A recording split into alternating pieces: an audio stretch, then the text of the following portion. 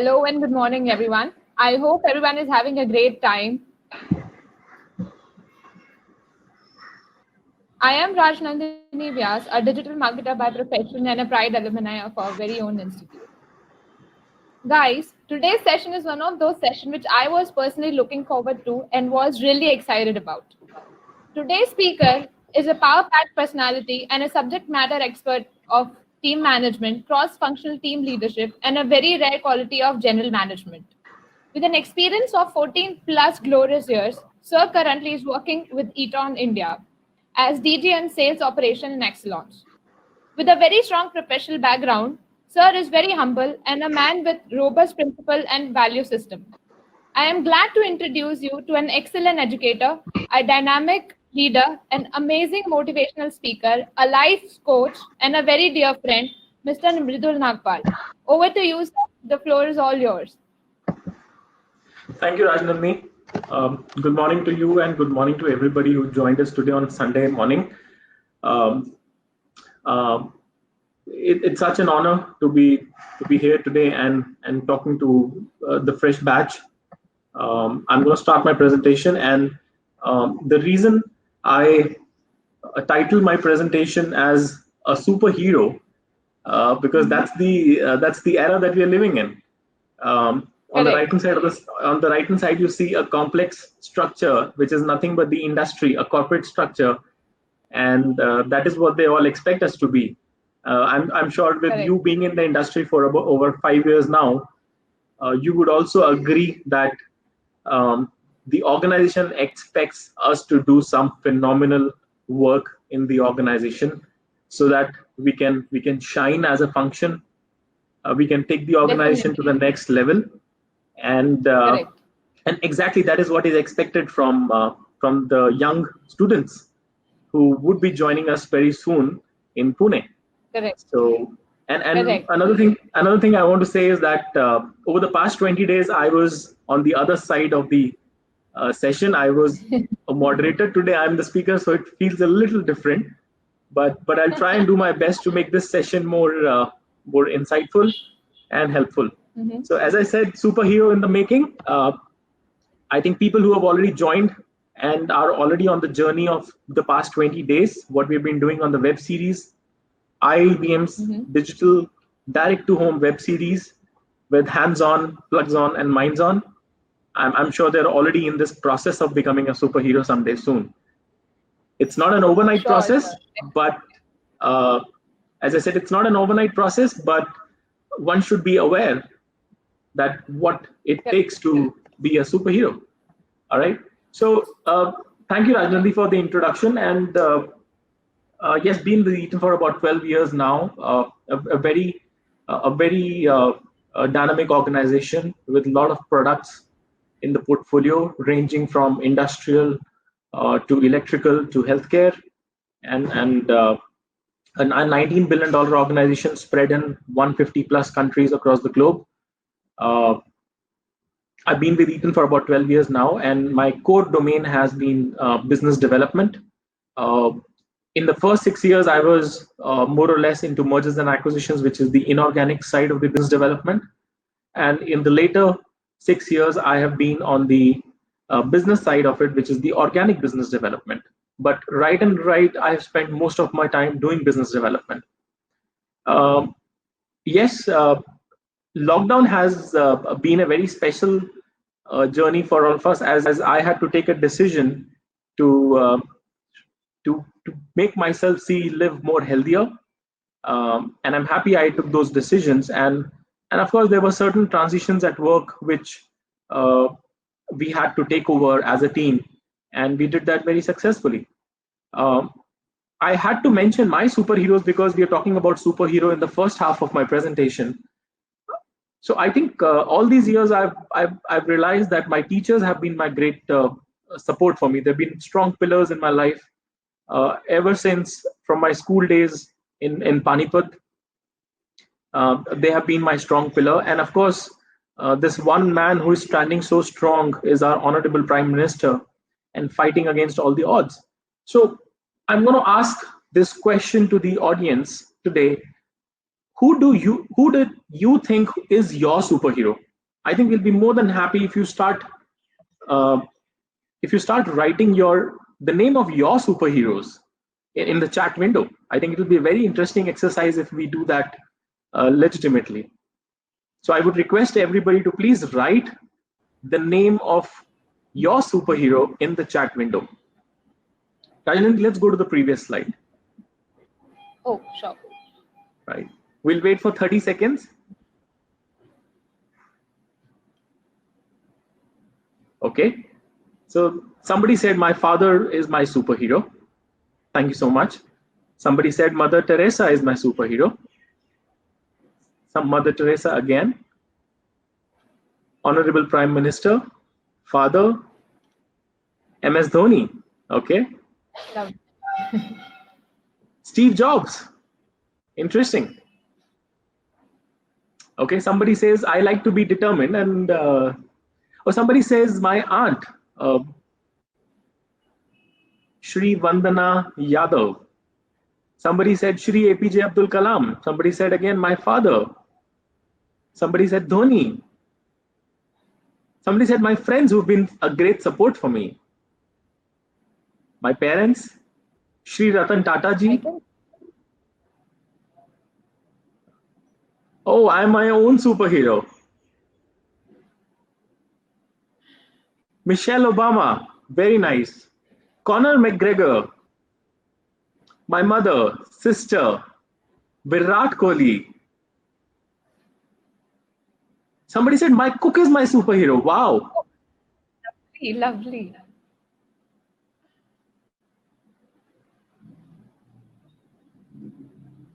So, yes, so my mom is my superhero. My father is my superhero.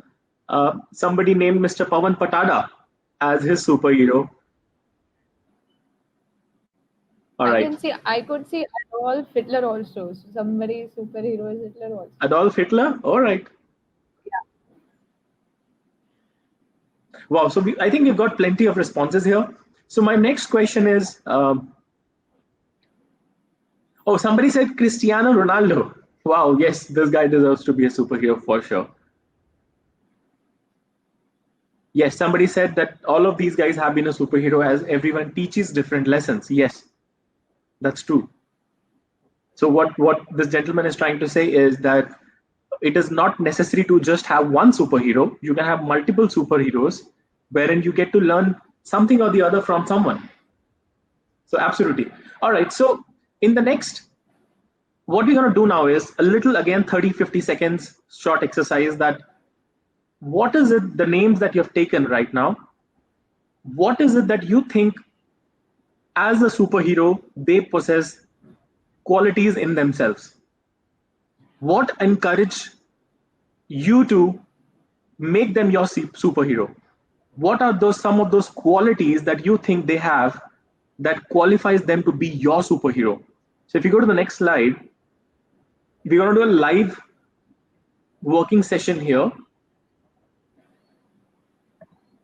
Okay, I'm going to switch on to the whiteboard. And all right, so somebody says my superhero is very passionate.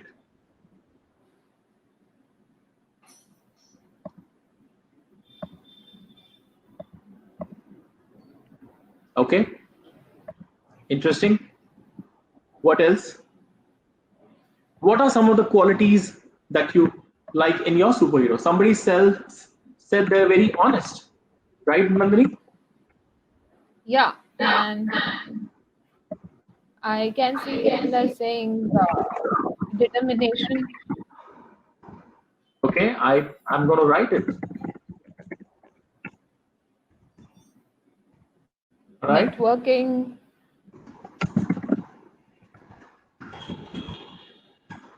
Okay. Selflessness. Very good. All right. Self-confidence. Discipline. Confidence. Never give up attitude. Hardworking. Creative.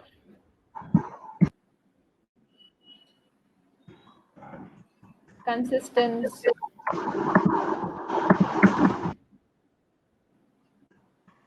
Consistency and then brave. Wow. Talented, calm.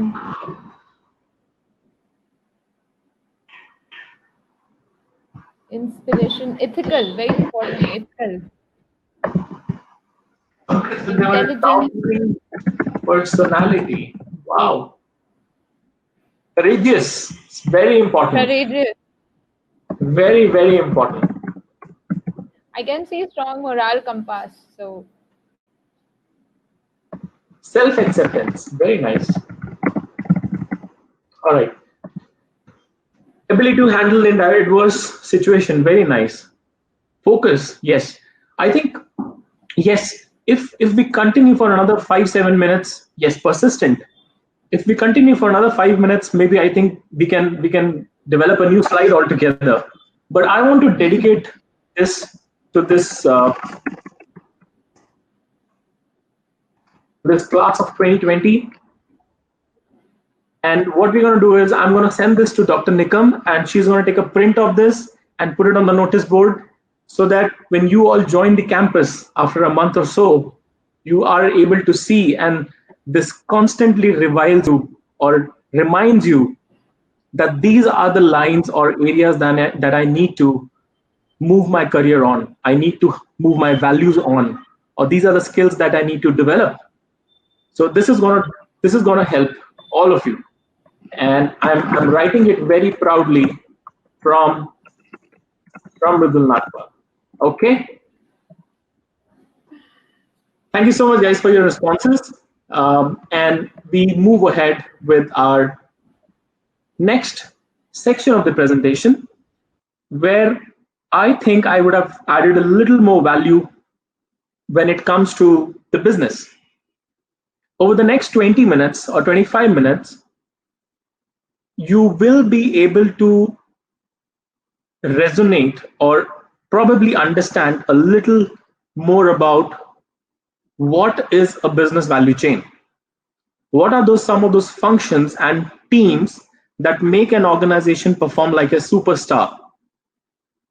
And most important question of all, which I have been noticing that you all have been asking over the past 20-21 days, what is it that I should be picking my specialization as? I'm going to share a Venn diagram which will help you to some extent to arrive at a specialization of your interest. With this, let's take a look at the value chain of the business. A business, whether it is a service industry or a manufacturing industry, or it is your father's or elder brother's own business, the organization would typically look like this. You have a front-end function, and then you have certain enabling functions. You have your customers, and then the end customer who is consuming the product. In the front-end functions, as the name itself goes, these are your sales and marketing professionals. In today's world, we also have program management and project management, which we learned a lot from Mr. Gurtej Guman last Sunday. And then we have a lot of enabling functions in the organization, such as supply chain, management, production, quality, logistics, finance, and last but not the least, and the most important, human resources. All these functions in the organization are giving a product as a raw material to their original equipment manufacturer. For example, Maruti or any car maker who is making the car, manufacturing, assembling, and testing the car would need components coming in from suppliers like Eaton and many others. And eventually, when they make the car, they give it to a distributor, and then we go and buy the car from the distributor. And we are the end users because we'll be driving that car with our family. That's how simple the business value chain looks like. It has been the case yesterday, it has been the case today, and it is going to be for tomorrow as well. The fundamentals of running the business does not change. Moving on to the next slide. Now, what I am going to do is, over the next 15 minutes, I am going to pick up some of the very essential functions and talk about each of those functions in detail so that it gives you a clarity that will help you to pick up a specialization for yourself. And I am going to start in the order which comes first in the organization. I'm going to talk about sales and marketing, the front end function. In this slide, what I'm trying to tell you is this function has matured over the past several years. There was a time when this function used to be just about selling a product or selling a service. But in today's world, in today's era, customer is in the center of everything.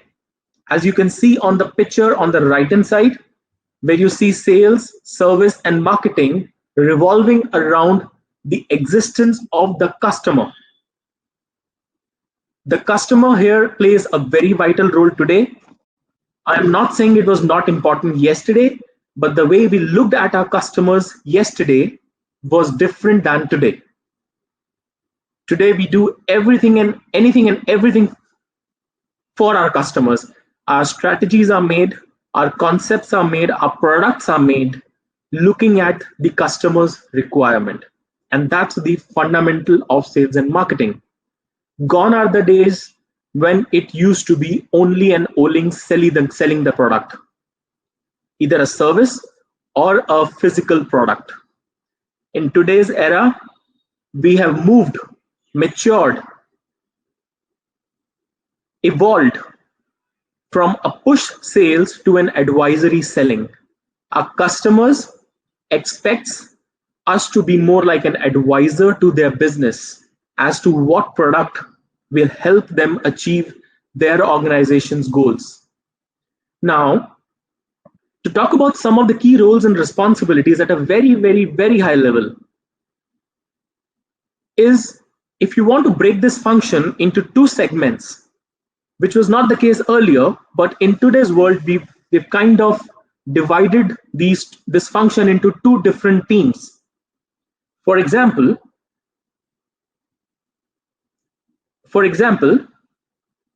it's about new business development, which is bringing in new business to the organization. And the second is a function that takes care of the existing business that's already there and prevailing.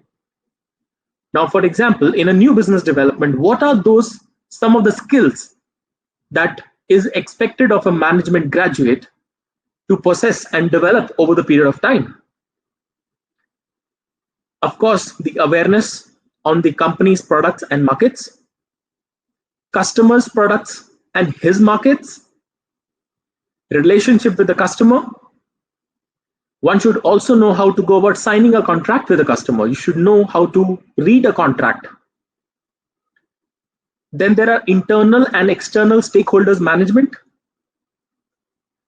And one should always be hungry for bringing in new business to the organization for the future growth of the company.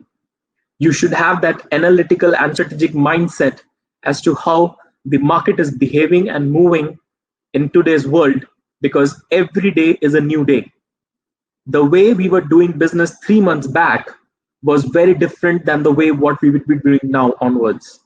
Our priorities have changed. The way we're going to be working is going to be different. And of course, last but not the least, and I'm sure the list is very long, knowing your competition, how your competition is behaving, and how it's going to impact the organization. And then coming to a function in the organization that's taking care of your existing business. You should know your internal processes. Customer relationship has to be extremely strong and treated in the best of its ability. This team should be able to drive the entire organization to develop strong relationship with the customer. In my organization, we say every single person in the organization, irrespective whatever function they are sales professionals. They are there to represent their company. Whenever they go out or whenever they're talking to somebody in the industry, they have to represent the organization. This function should be able to anticipate the customer's demand forecasting based on the changing needs of their organization. And of course, stakeholders management lies here as well, because this function is working with various other functions in the organization to drive and roll out that product to their customer. The problem solving ability has to be of utmost peak. The financial ability has to be very strong. You should know how every customer will impact your financial statements. If the business goes up, the business goes down, you should be able to think through that how this movement of my customer is going to impact my books. And most importantly of all, and the list is long, as I said, one should know how my share of business is changing in the marketplace, whether my customer is following the share of business assigned to me or not. One should be able to plot that on monthly basis, frequent basis, to be able to be aware whether I am selling the products to my customer as per the designated share of business. We will talk about share of business as we meet and interact going forward, but these are some of the critical high level roles and responsibilities which I have experienced over the past 14-15 years of my career.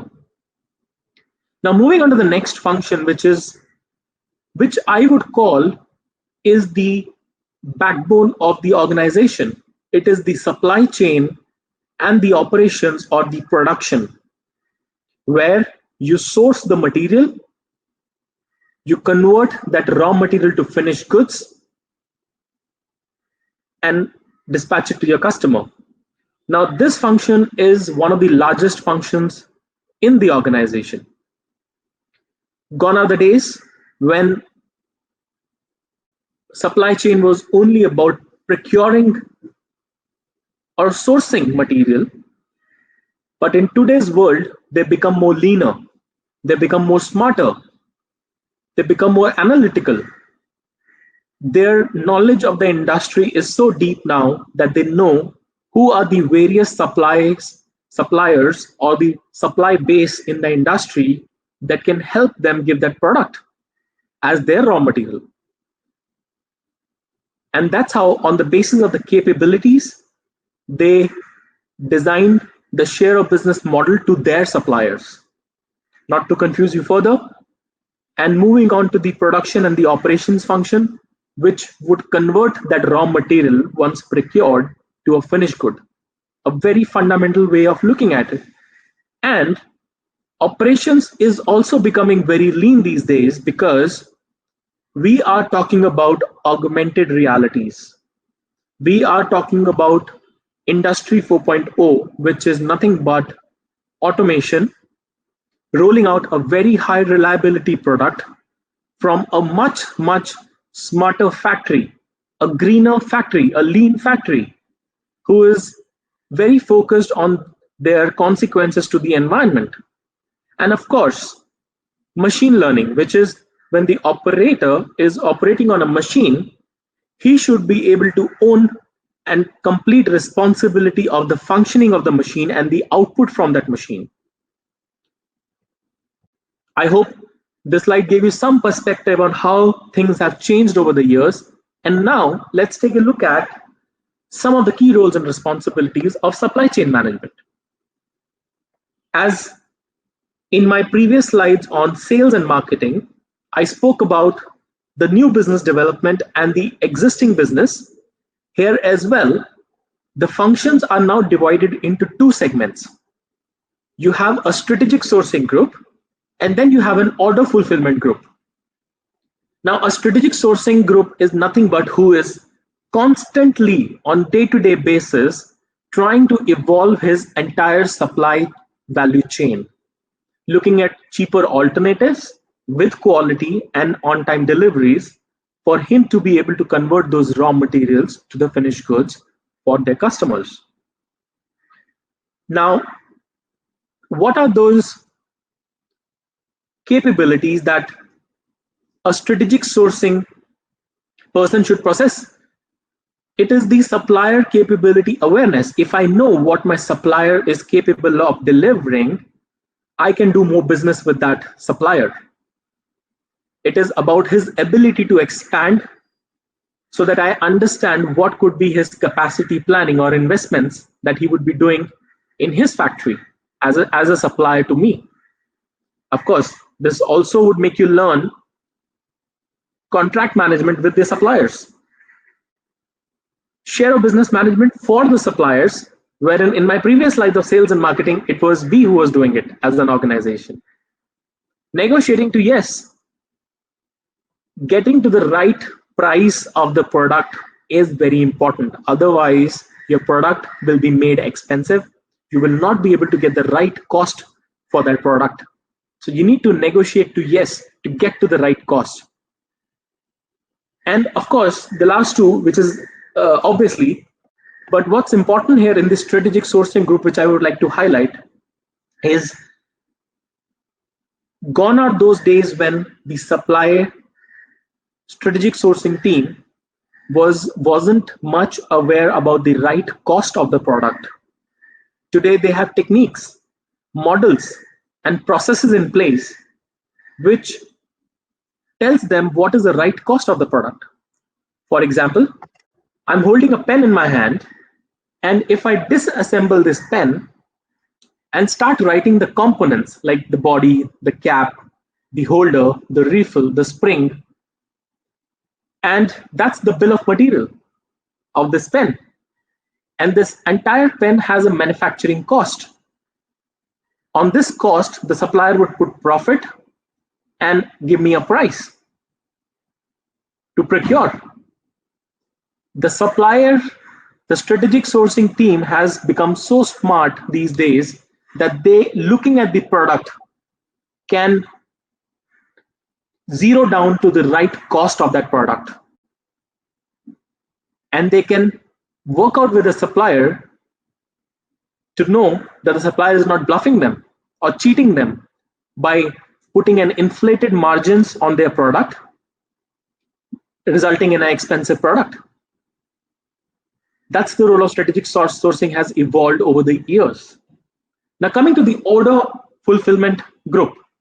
Now this group again is looking at the existing business, the fulfillment of the existing business that's already running in the organization, the contracts that have already won, and now you're supplying to them on a daily basis. Material planning, demand forecasting, production planning, inventory management are their day-to-day activities. Continuous supply of raw material in the factory is the essence to run your manufacturing lines. Converting those raw materials to finished goods is the essence for operations and production functions.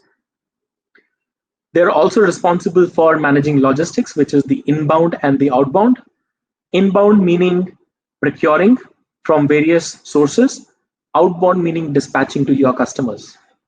And of course, most importantly, they have the top line commitments as well to run the revenue, achieve, accomplish the goals that the organization has set for themselves.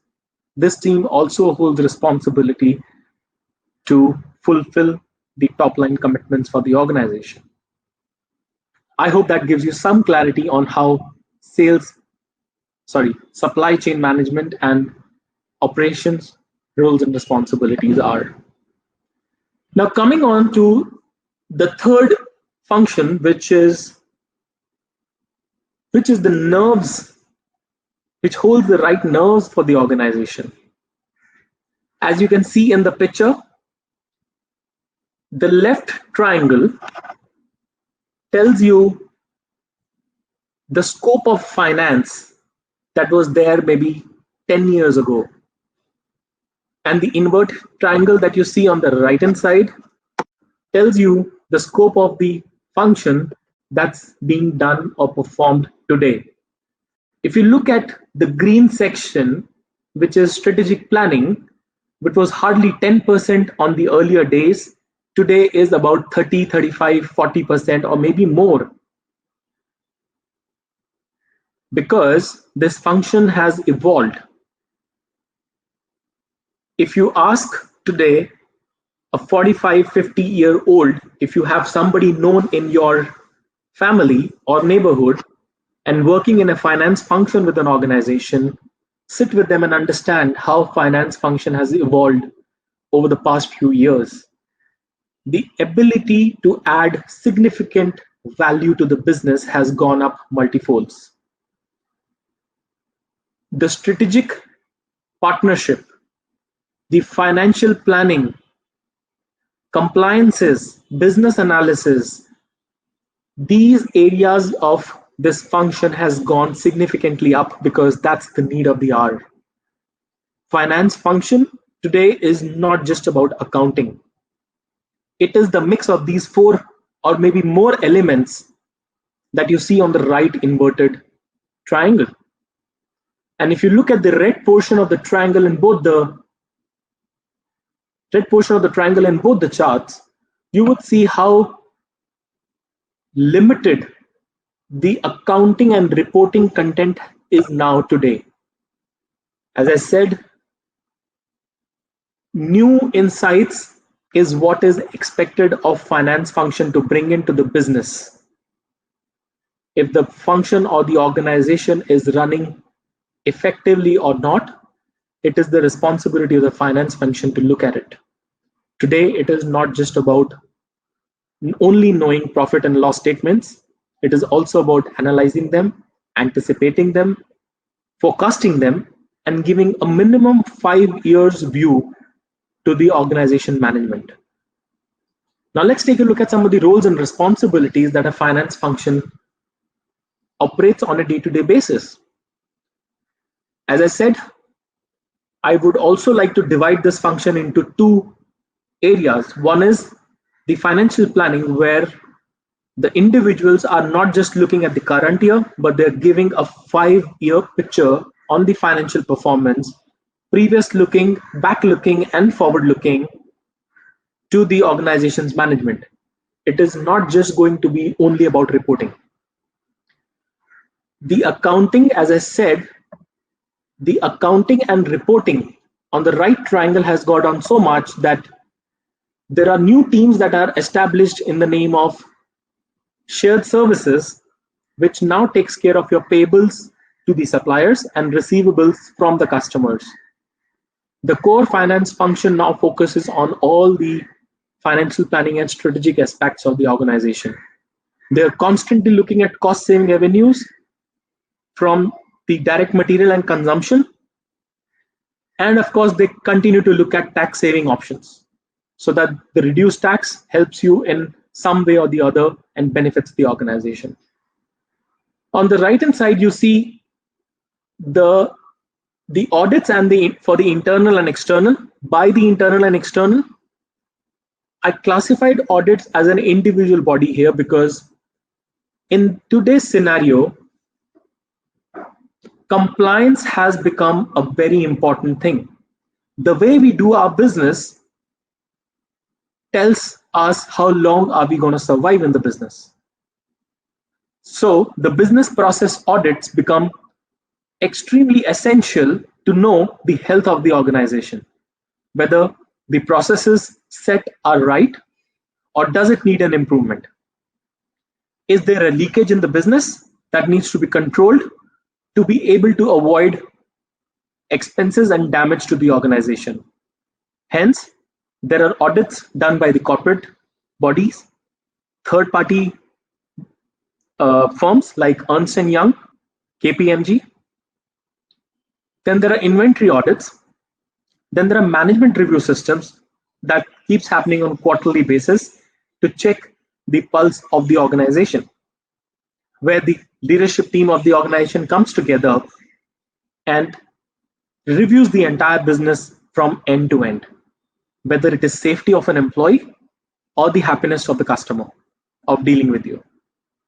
And then, of course, there are some industry audits like ISO 9001 and tax audits and whatnot, and the list is really long. This is how the finance function has evolved over the years. Now, moving on to the another function, which is very, very, very core to me and very dear to me. And I think this function has evolved immensely over the past few years. I call this function as the heart of the organization. If this function is beating to the right pulse, the organization will have a very healthy structure. It will have a very healthy, highly motivated employees in the organization. And as I said in the beginning, this function has shown major involvement over the past few years. The strategic content that you see on the left triangle is only 20%. And in today's world, this has gone beyond 50%. Today, it is not just about managing salaries, employee performances. It is about taking those strategic decisions in terms of hiring, learning and development, motivating your employees, being an advocate that keeps the employee throughout the year and deliver great results for the organization. The administrative content that has gone down significantly from 50% to 10% over the years. Hiring has become very important. That's the first step of inducting an employee in the organization. That entire process is very mindful. HR professional invests a lot of their time and energy in identifying the right candidate from the huge pool that's available in the market today. Identifying that one right candidate becomes a Herculean task sometimes. For my team, myself, for hiring one candidate, sometimes it takes me to interview 15 candidates, or maybe more than that sometimes. Looking at some of the roles and responsibilities of the human resource that has evolved over the years, I would decide to divide them into two different aspects again. One is the talent acquisition and administration piece, which talks about the recruitment, the onboarding, as the name suggests, the life cycle management of an employee, where they take care of the salary, the payroll, the leave managements and medical requirements and annual appraisals and whatnot, and some curricular activities in the organization in terms of employee engagement. Life has gone beyond. As I said, this function has gone beyond and much, much beyond to the expectations. Now they're calling a new function within the organization as talent management. There are individuals, company has invested on them only to look at learning and development areas of their employees across the entire organization: quality, production, supply chain, sales, human resource themselves, and whatnot. And there are 20 other functions that are in the organization. They identify the training needs. They rotate talent from one organization within the organization, from one function to the other function, so that they can grow that individual as a professional for the future leadership responsibilities. They map the competencies of the employee and show the gaps to the managers, that this is the areas that they have to work on. They also work on succession planning, which is very important today. Identifying the immediate successor for the existing person sometimes can be a nightmare. Right sizing of the team, what it means is keeping the right set of employees or the right number of employees in that particular function is very important today. If the teams are oversized, that means they're going to be slow. They are heavyweight. The team has to be lean. It has to be right sized with the right skill sets to perform aptly. The air in the all four tires of the vehicle have to be upright for the vehicle to run efficiently. And of course, last but not the least, and the list, of course, certainly long, performance and goal management of an employee. If the employee is not able to perform in the first 3 months or the first 6 months of the year, HR takes this initiative to reach out to that employee, and vice versa. The employee can also reach out to the manager and the HR, and they review how the performance has been over the past few months or days. All right. Now, these were some of the 4 functions that I really wanted to talk to you about. And now here, I would like to show you a video. It's definitely on the comic side, but let's get into the Venn diagram and analysis of how to choose a specialization. I'm going to go to the video and I'm going to start the video.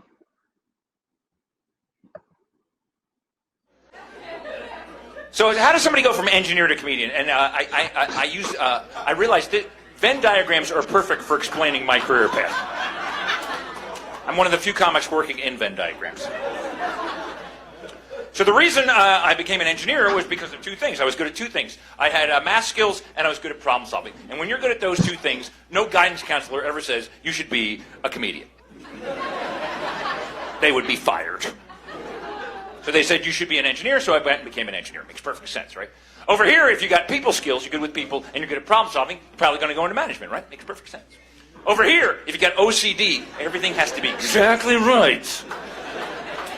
And you're good at math, you are an accountant, is what you are.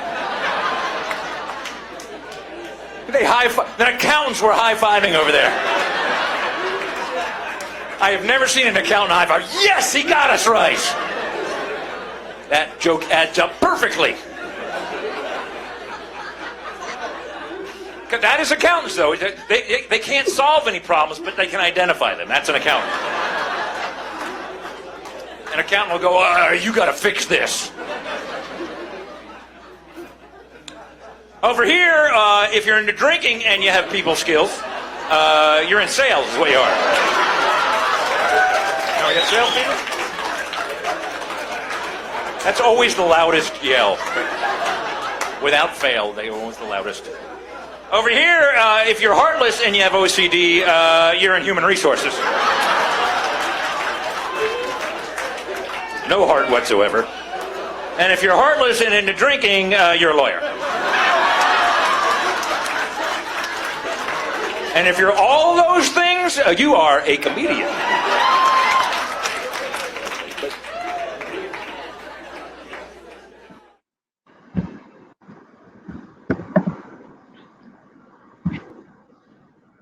All right, so Rajnandni, I hope the video played aptly.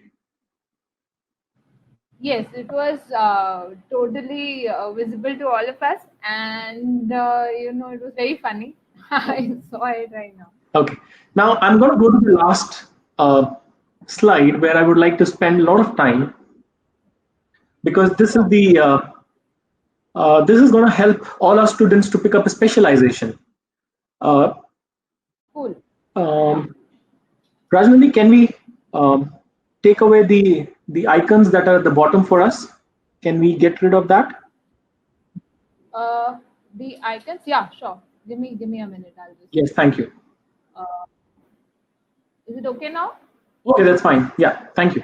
So everybody, I've done a small analysis for you all, which I call it as a Venn diagram. I learned it from this gentleman who qualifies himself a comedian even after having great mathematics skills and problem solving. On similar lines, I've done a small working here which will help you take a decision. Now, on the top of the table is what you see, respective functions and specializations that are there in the market. And on the left-hand side, vertical, you see some of the traits and the skills that you might possess. And if you don't, you will have to develop them over the period of time. Now let's take an example. If you are good with numbers, you're good with mathematics, and you have the ability to solve a problem, 70% of the inclination says that you should be in finance. Now all these numbers would total up to 100, but it is not necessary. However, the inclination would be more towards the finance function. And of course, for you to be able to pick up a second specialization, you can pick up something in sales, because sales also requires some level of financial understanding. And knowing what's happening in marketing, what's happening in human resources, supply chain is also important. But inclination would be towards finance. If you talk about people, skill, and relationship, if you possess these competencies, of course, you can spend or incline towards human resources itself. But at the same time, you should also know how is your finance and other functions performing in the organization. However, the inclination could be more towards human resource. However, people skills and relationship would also go hand in hand with the sales and marketing professional as well. So that's how to differentiate sales and marketing. I'm qualifying the skill as networking, multitasking, and if you love to travel, you can get yourself inclined more towards sales and marketing. That takes care of 80% of your interest. However, one should also know what's happening with finance, human resource, and supply chain. How does the business function? Now, for those set of friends who would be joining family business or aspire to be an entrepreneur sometime soon after the management studies, for them the ratio changes significantly. If you see, I've added a new element called legal. And for them, my suggestion would be to pick up finance, because if you don't know how your own company where you have invested your money is operating from the financial perspective, and you hire a candidate from outside to manage your finances, things can go really wrong sometime. So I would advise for to-be entrepreneurs or joining family business, pick up finance. And why marketing 20%? Because you should know what product is going to prevail in the market. So that takes care of your 70% of the portion. You can hire a sales professional who can sell your product, but you know what product and how the business is going to function. And of course, knowing a bit of the legal angle so that you don't run onto legal cases or legal compliance issues, you should also be aware of how legal can take place in your business. So I wanted to show this slide and help you to some extent to pick up your specialization. However, this is not the only model and the only way to move or pick up a specialization. However, this can be one of the guides that can help you get there. I hope this helps. So that was my presentation, and my message to you all would be, whether you are in Pune or you are at your home, some of the sanitizing techniques are becoming very essential in today's world, and that's the biggest change we all are experiencing. So I would request in one line, whatever belongings you have around you, whether it is your laptop, mobile phones, desktops, tables, make sure you're cleaning them on regular basis. With that, you will be able to maintain 5S,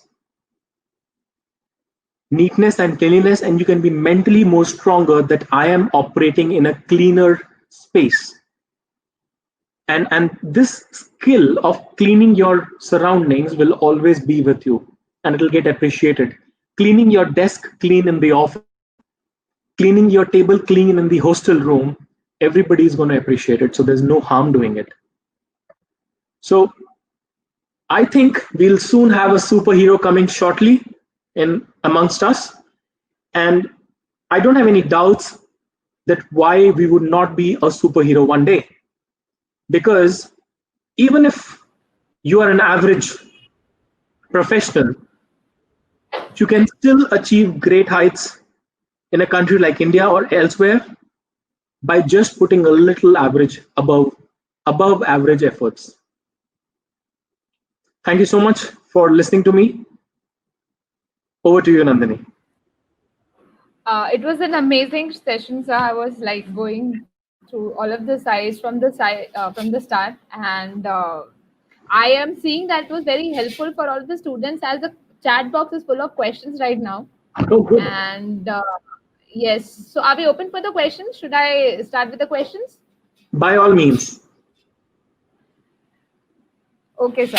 So people over here wanted to know what is the future of BFSI and supply chain management sectors post COVID-19. Rajni, can you repeat your question? What is BS? Future of? BFSI, the BFSI sector, banking and financial sector. Financial services industry, right? Okay, so right. And supply chain management sector. Okay, so the question is for banking and supply chain management, right? Correct. Yes. Okay. I'm sure all of you would agree to this, that when the lockdown 1.0 was imposed, banking, healthcare, dairy, and grocery were the only 4 sectors that were operating under that lockdown, just to ensure that we get the right goods and services in our house. And so is the case for banking as well.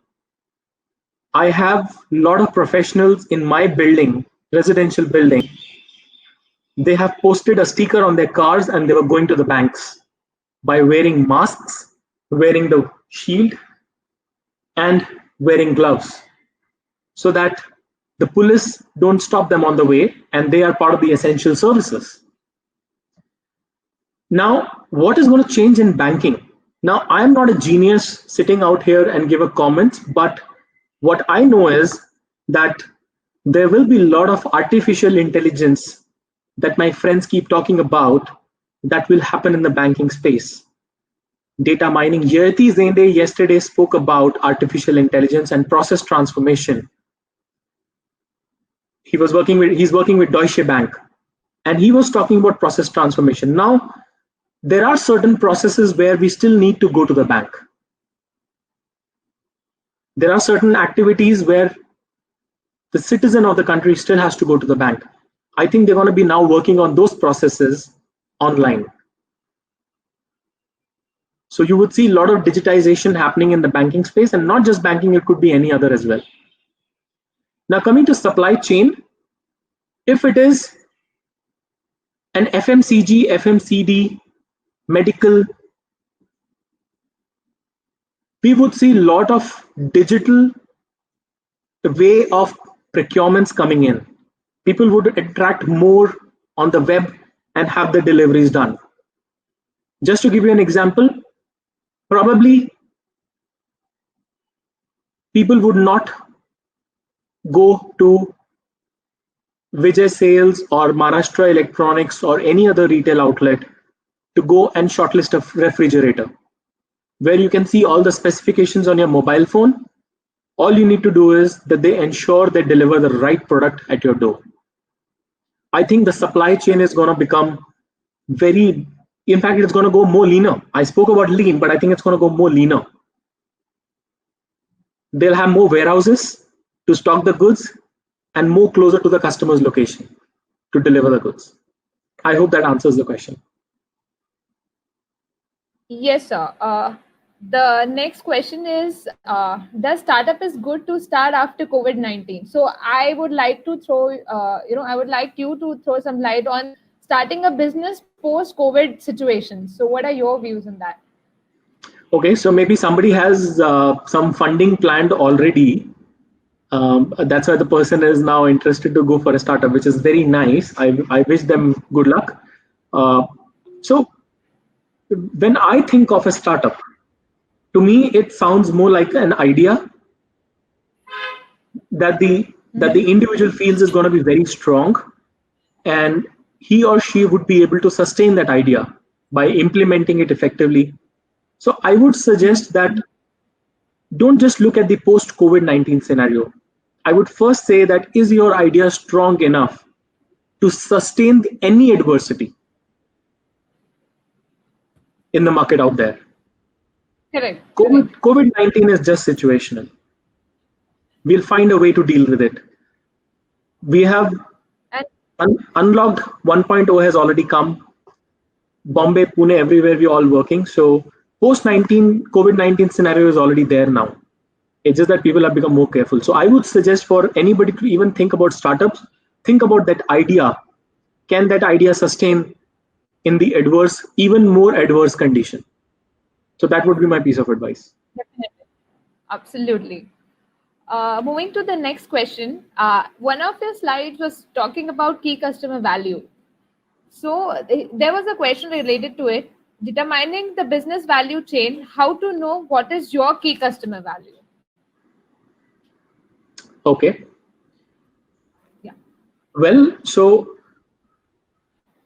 your product that you're selling or would be selling tells you the market that you'll be operating in. If you know the market that you'll be operating in, you know your customers. It boils down, it acts like a funnel. So first, most important is to know your product, know your market, and then know your customer. So that's how the sequence goes. Great. I hope this answered the question from here. Should we move to the next question, sir? Yes, please. We have a question from Anshika here. That will robotic technology affect human resources in any way? So, would you like to throw some light on this too?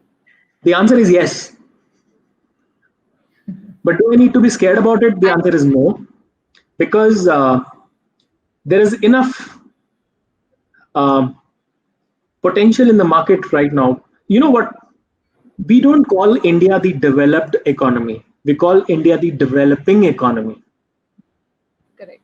I think the generations to come ahead will still have a lot of potential to grow in an organization.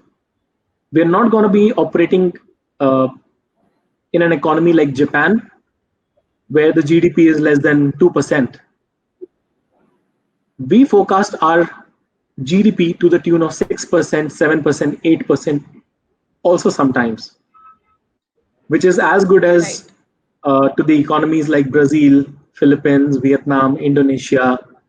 These are all developing nations. The entire Asia is developing right now. And we have been under that status for really, really long. That means not much work has been done. So I don't think the potential to go down, even if there is robotics coming in. I have robots in hydraulics plant at Eaton for certain operations. But putting up robots is a lot of capital investment. Right now, the companies are facing a lot of stress because of the obvious situation right now.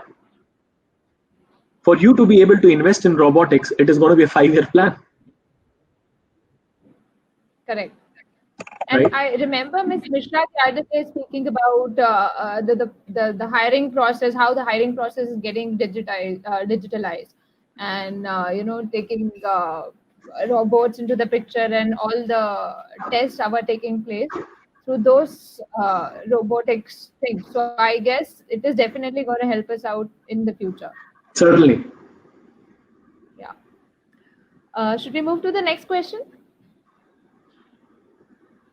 There is a question. As you said that financial education is must for entrepreneurship. So what is the ratio of sales and marketing knowledge in entrepreneurial plan? Okay, so I think in my previous slide, I'll just go back again. I've said marketing should be 20%. It is not a fixed ratio. It is not a fixed ratio, but I would say you should know what products you want in your organization as an entrepreneur, because you'll be the boss of the company yourself. So you should know what product and what market you want to play in. So I would say marketing goes to about 20%. Yeah. And as I said, this is what I feel. Somebody might just change it, make it to their requirements, take a print of it, cross, edit it. You can most welcome. But this is what I feel. Absolutely. And we have a related question over here, wherein the person is asking if there is an emerging business, which is the important field to look after. Is it financial stability or the profitability? Okay, so profitability is part of the financial stability. Somebody said top line is for monkeys. One should always aspire for a profitable business. So profitable growth is always sustainable. So that's the reason. So going back to the startup idea, if you know the product and the market that you want to play in, and you need to do your deep research before getting into a startup, you would get funding. So today, getting funding is much simpler than getting the right product for the right market. Correct. And we have these governmental schemes wherein, government is actually granting all of the funds for different kind of verticals. Because they want you to see into organic. Yeah. Correct. Definitely. Because they want you to promote and be more indigenous, get more local products, because that supports the Make in India campaign. But if I don't have a sustainable, profitable product, how will I sustain my business? Would you be okay working on a very low margin business? You would always be under stress. You'll grow old at a younger age. Correct. I have a question, sir. I know that you have been into general management and strategic management for a long time now. What if I want to go and join strategic management or learn general management? What should be the path? See, Rajnandni, there is no formula to it, to be honest with you. It is an evolving process. You don't get into the space which wants your brain to think more from a future perspective. What is strategy? Strategy is an action that you take. Correct. And it is the right action that you want to take at the right time. For you to be able to get to that stage, it needs a lot of experience. You'll have to make your hands dirty and work on projects that will give you that exposure. Now, if you remember, Absolutely. if you've seen Anupriya's session, she said when she was working with McKinsey and Deloitte, she was working with the smartest people in the industry. True. They would have become more smarter, or develop that strategic thought process in their mind, not overnight. It is a gradual process. So Correct. I would suggest Definitely. that you take up projects for your career that you think are dirty and nobody is willing to work on that. That will expose you to situations which would not have done to others. True. Perfectly. All right. I hope that answers. Very much, sir. Yep. We have a question here. People are asking is which is the best market opportunity at this time? Okay, so current scenario. see, it is definitely not automotive at the moment.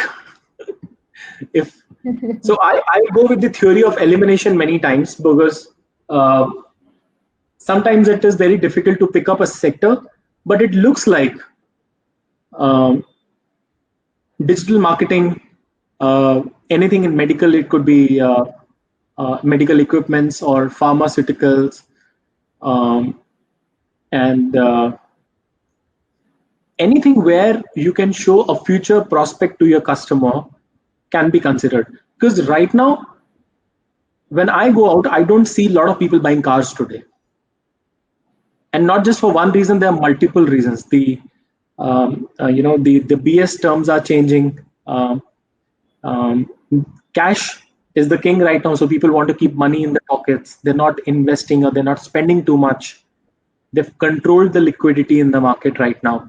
So I think automotive would be one space which one should avoid. And even people who are in the auto space already spent years of careers in automotive industry are now looking for a change. But True. there's always a light at the end of the tunnel. Automotive is going for a biggest revolution of all times. Let's just understand that. They are coming up with lighter vehicles. They're coming up with electric vehicles, be it a smaller car or a sedan or a hatchback. In fact, other commercial equipments have also gone to some level of reduced pollution norms, because that is what the government is driving. Is automotive going to prosper in the future? It is definitely going to revive back. As I said, India is a developing economy. They will definitely revive back. It is just that over the next 12 to 24 months, the picture look a little dicey. But as I read articles, I am thrilled to see the way innovation is being implemented in the entire automotive space. Correct. But picking up a sector, see, 10 years ago, insurance was doing very well. Stock markets were doing very well. Today, there are new products. The ability to sell those products or the benefit those products are giving have changed. So evolution is happening in every industry. So there will never be a standard answer to say that, this is the list of segments. Either you want to invest or you want to find a job, go do that. It is never going to be the case. At campus, at campus, you will have companies coming in. They'll put you to a panel. They'll ask you questions in the interview. If you qualify their requirements, they will hire you. And that time you will not think about the sector. Correct. I guess we should take another, 2 questions. No problem. So there is very interesting question dropped in, which is 5 successful marketing strategies, example to adopt during and after COVID-19. Okay, so I don't know if it is 5 or 15 or 50. But what I know right now is that, sure. So, sure. But what I am doing right now is, I am reading my markets that I play in more closely. I'm spending more time in understanding my customers' markets, how are they performing, and do my analysis according to that.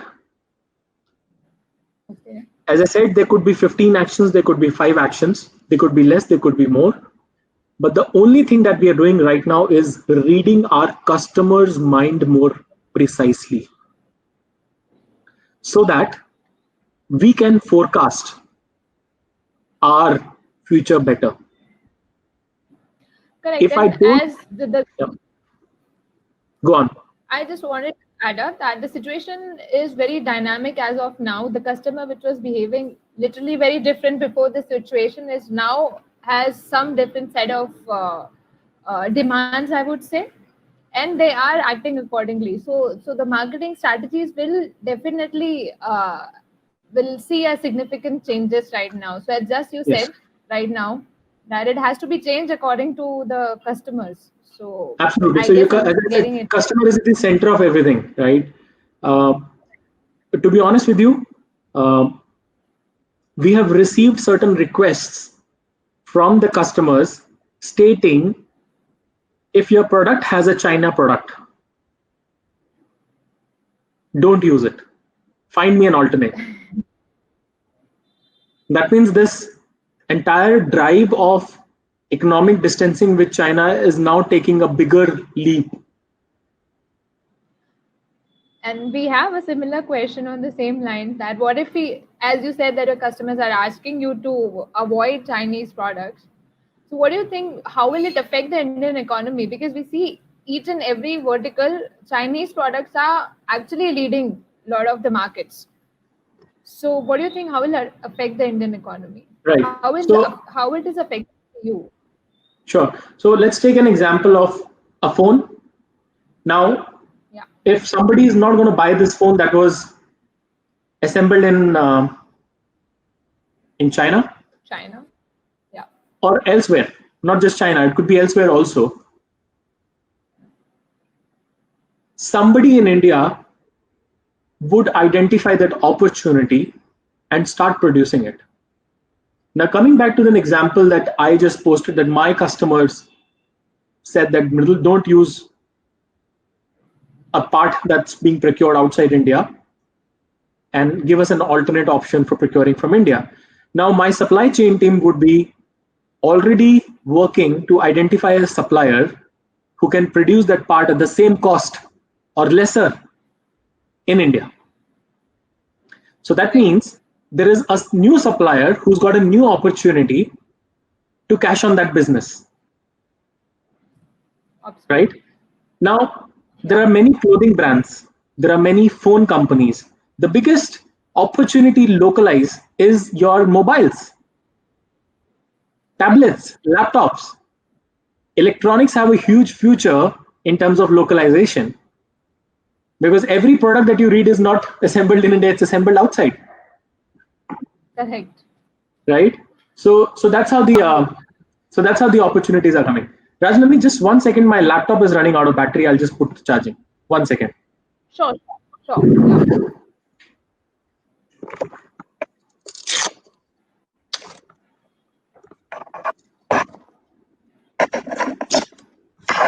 Guys, I think last question. Throw in some really interesting questions. I'm expecting a lot of out of you.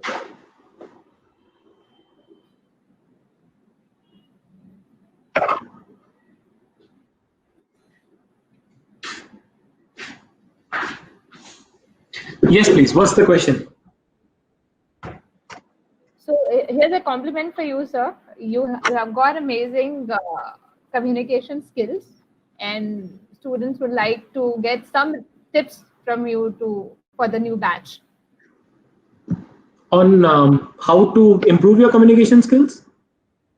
Yeah, effectively, how to basically talk like you. Okay, so I hope you, Rajnandi, you remember the session that we did with Mandar and Bali as a panel discussion, I think 2 weeks ago. I had mentioned then that it was very difficult for me when I came to Pune from Panipat. It was very difficult for me to cope up and gel with my fellow batchmates. I was very shy. I was less confident. I was always unsure of everything. But the point is that until and unless I step in water, how would I know how to swim? Now, unfortunately, swimming classes are not done outside the swimming pool. Right? So you'll have to, yes, so you'll have to step in. You'll have to change few habits. I would not give an answer which people follow, that read English newspapers, start thinking in English, watch English movies, read books. All that is fine, but I'm saying even if you have your eyes and ears open and you hear people, what they talk, how they talk, you can still acquire a lot. And that can only happen if you dive in the pool. Your hunger to find out the island to rest will only help you learn how to swim. Correct, sir. I hope that answers. Perfectly, sir. And with that note, I guess this was our last question over here. And I would like to add on here that not all superheroes wear cape. Some wear three-piece suits and rule the world. And let's start with our preparations to become a world leader and become a hero. That was an amazing session, sir, and it was very, very insightful. The industry and is. I hope students. Go on. Sorry. Go on. So that's all. I hope students have got a lot of insights from these powerful sessions, and they are getting a lot of information, interacting through a lot of with a lot of industry leaders. So I hope they are enjoying it and getting a lot of knowledge. Sure. I'm glad I got an opportunity to present today. We all alumni are always around to coach and guide. I'm personally doing mentorship to many. So yeah, happy to be here today, and I wish everybody good health. Follow sanitation techniques. Get into the habits of doing it all by yourself. So thank you so much, Rajnandini, for hosting it, and I'm looking forward to see you in Pune sometime soon. Very soon, sir. All right, thank you. Thanks. Thank you, sir. All right, Thanks, bye. everyone. You have been a great audience. Bye, sir. Bye, everyone. Stay safe.